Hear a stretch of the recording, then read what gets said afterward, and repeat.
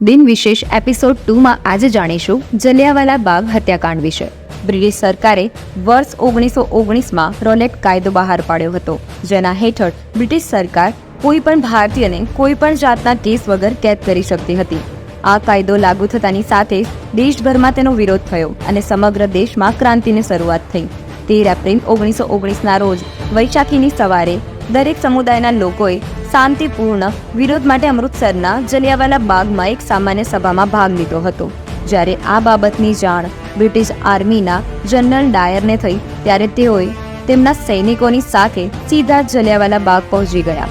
જ્યાં સભા શાંતિપૂર્ણ ચાલી રહી હતી ત્યાં જનરલ ડાયરે ચેતવણી આપ્યા વિના જ ગોળીબાર કરવાનો આદેશ આપી દીધો હતો.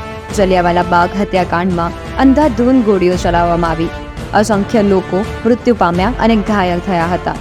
જલિયાવાલા બાગ હત્યાકાંડ બાદ સમગ્ર દેશમાં બ્રિટિશ શાસન સામે વિરોધ થવા લાગ્યો અને દેશમાં વિવિધ સ્થળોએ રેલીઓનું આયોજન થવા લાગ્યું. આજે પણ જલિયાવાલા બાગની દરેક દિવાલ અને ખૂણે માનવતાના સંઘર્ષ અને બલિદાનની અમર ગાથા લખેલી છે. ફોલો કરો અને સબસ્ક્રાઇબ કરો વધુ માહિતીસભર વિડીયોઝ માટે બોરાનેસ ગાઈડન્સ એકેડમી.